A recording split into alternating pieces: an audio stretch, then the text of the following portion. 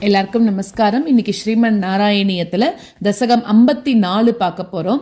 காளிய விஷபாதிதானாம் கோபானாம் உஜ்ஜீவனம் சாந்திரானந்த ராகம் இது.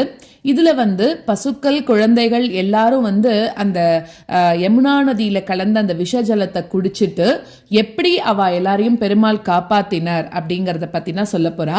அதில் ஃபர்ஸ்ட் ஸ்லோகத்தில் பார்த்தோம் அப்படின்னாக்கா, முன்னாடி ஒரு காலத்தில் உன்னோட பக்தனான, அதாவது சௌபரி அப்படின்னு சொல்லக்கூடிய ஒரு மகரிஷி, அவர் என்ன பண்ணாரா, உன்னோட தரிசனம் கிடைக்கணும், உன்னை எப்படியாவது பார்த்து உனக்கு கைங்கரியம் பண்ணணும் அப்படின்றதி 12 ஆண்டுகள் அவர் தவம் பண்ணிட்டே இருந்தாராம்.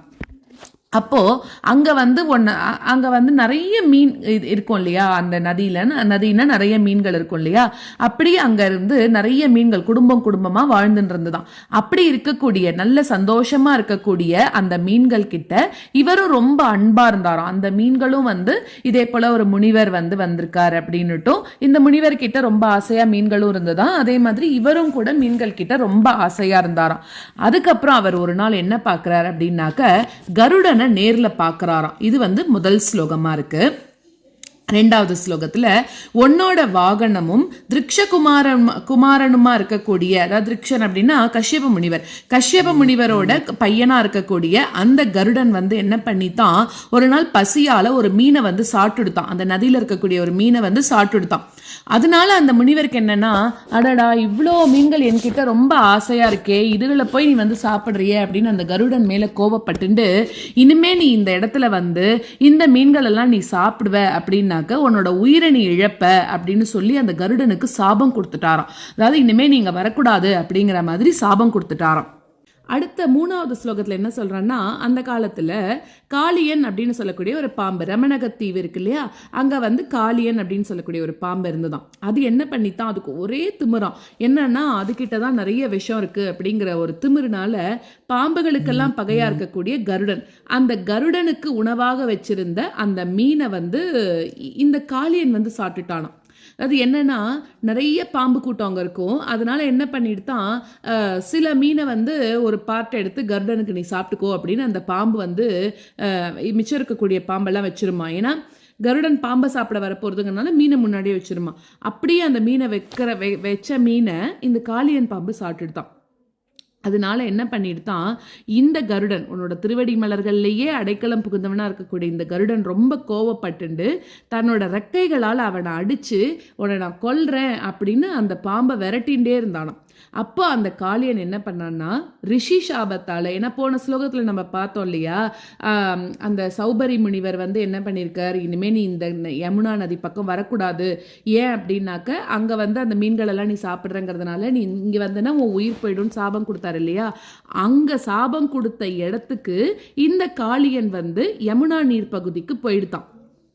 அடுத்தது நாலாவது ஸ்லோகத்துல அந்த காளியன் என்ன பண்ணிட்டு, அந்த யமுனை ஆற்றுல சூரஜா அப்படின்னா யமுனை ஆற்றுக்கு பேரு, அந்த யமுனை ஆற்றுலயே அந்த காளியன் வாழ்ந்துன்னு வந்துதான். அப்போ அதோட நஞ்சு, அதோட விஷம் எப்படி இருந்துதான், ரொம்ப எல்லா இடத்துலயும் பரவித்தான். அப்போ அங்க இருக்கக்கூடிய வெறும் தண்ணி மட்டும் இல்ல, அங்க இருக்கக்கூடிய மரங்கள் எல்லாம் அழிஞ்சு போச்சா, வானத்துல பறந்த பறவைகள் எல்லாம் என்ன கூட்டமா கீழே விழுந்து சத்து போயிடுதான்.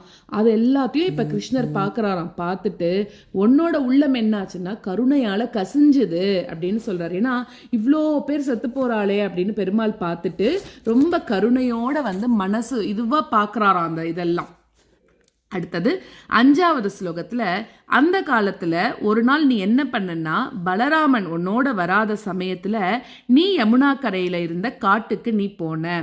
அப்ப என்ன ஆகுறது, கோடை வெயில் பொறுக்க முடியாத ஒரு வெப்பத்தினால என்ன ஆகுறதுன்னா, கோபாலா, அதாவது கோனா பசு, கோபாலானா இடையர்கள், இந்த மாதிரி பசுக்களும் இடையர்களும் என்ன பண்றா, ரொம்ப அவளுக்கு தாகம் எடுக்கிறதாம். தாகம் எடுத்ததுனால என்னாச்சுன்னா, வேற வழி இல்லாம அந்த விஷ நீரையே அவள்லாம் சாப்பிட்டுட்டா அப்படிங்கிறா. இதுல வேடிக்கையா சொல்றது என்னன்னா, பலராமன் ஏன் போல அப்படின்னாக்க, பலராமன் ஆதிசேஷனோட அம்சம் இல்லையா, அப்படி ஜோக்கா போறாராம். ஏன்னா ஆதிசேஷனோட அம்சம் எங்க பெருமாள் போனாக்க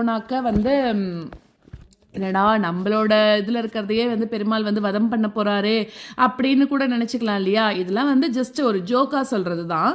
அதனால கூட பலராமன் போகாமல் இருக்கலாம் அப்படின்னு நம்ம எடுத்துக்கலாம். ஸோ அதனால பலராமன் அந்த இடத்துல போகாத சமயத்தில் நீ என்ன பண்ணனா யமுனையோட கரைக்கு போன அப்படின்னு சொல்கிறான்.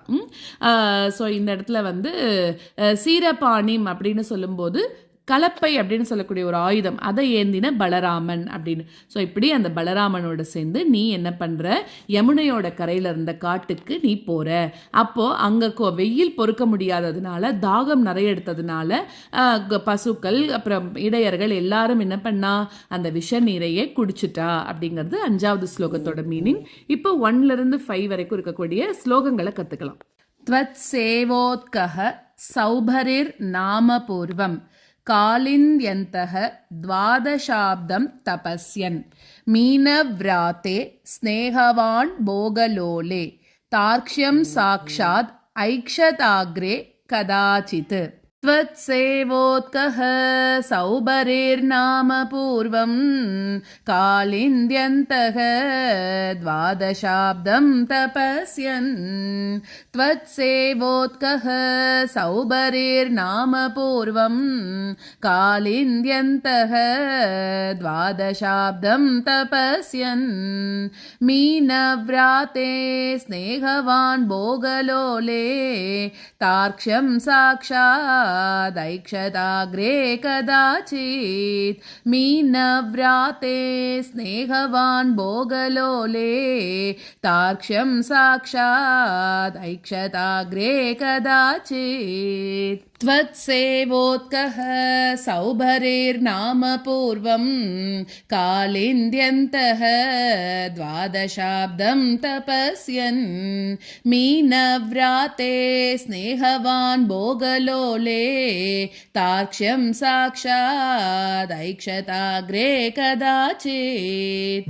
त्वत्सेवोत्कः सौभरेर्नाम पूर्वं कालिन्द्यन्तः द्वादशाब्दं तपस्यन् मीनव्राते स्नेहवान् भोगलोले तार्क्ष्यं साक्षात् ऐक्षताग्रे कदाचित्. त्वद्वाहं तं सक्षुतं तृक्षसूनुं मीनं कञ्चित् ऐक्षतं लक्षयन् सः तप्तश्चित्ते शप्तवानत्र चेत्वं जन्तून् भोक्ता जीवितं चापि मोक्ता. त्वद्वाहं तं सक्षुतं तृक्षसूनुं मीनं कञ्चिदैक्षतं लक्षयन् सः.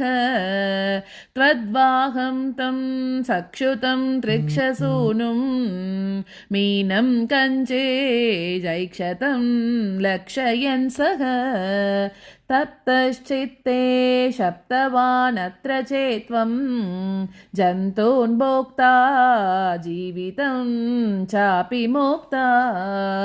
तप्तश्चित्ते शप्तवानत्र चेत्वं जन्तून् भोक्ता जीवितं चापि मोक्ता. त्वद्वाहं तं सक्षुतं तृक्षसूनुं मीनं कञ्चिदैक्षतं लक्षयन् सः तप्तश्चित्ते शप्तवानत्र चेत्वं जन्तून् भोक्ता जीवितं चापि मोक्ता. त्वद्वाहं तं सक्षुतं तृक्षसूनुं मीनं कञ्चिदैक्षतं लक्षयन् सः तप्तश्चित्ते शप्तवानत्र चेत्वं जन्तून् भोक्ता जीवितं चापि मोक्ता. तस्मिन् काले कालियः क्ष्वेलदर्पात् सर्पाराते कल्पितं भागमश्नन् तेन क्रोधात् त्वत्पदाम्बोजभाजा पक्षक्षिप्तस् तद्दुरापं पयोगात्.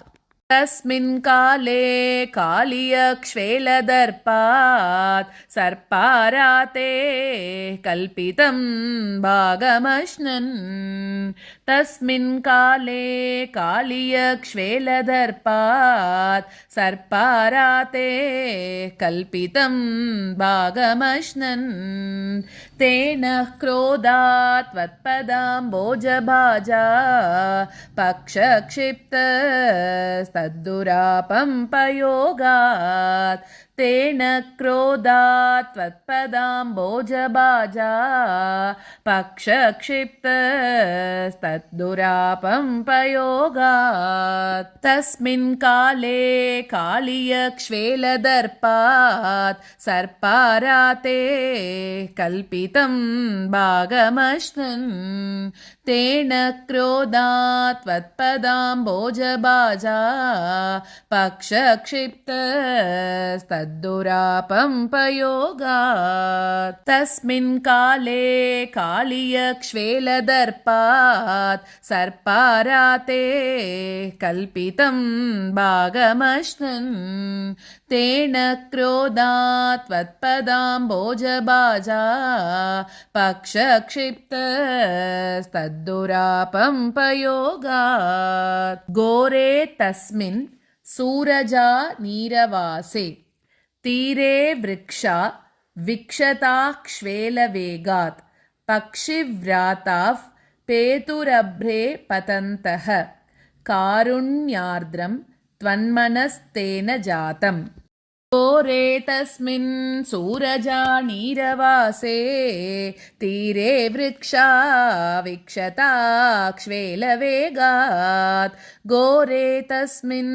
सूरजा नीरवासे तीरे वृक्षा विक्षताक्ष्वेलवेगात् पक्षिव्राताः पेतुरभ्रे पतन्तः कारुण्यार्द्रं त्वन्मनस्तेन जातम् पक्षिव्राताः पेतुरभ्रे पतन्तः कारुण्यार्द्रं त्वन्मनस्तेन जातम् घोरे तस्मिन् सूरजा नीरवासे तीरे वृक्षा विक्षताक्ष्वेलवेगात् पक्षिव्राताः पेतुरभ्रे पतन्तः कारुण्यार्द्रं त्वन्मनस्तेन जातम् घोरे तस्मिन् सूरजा नीरवासे तीरे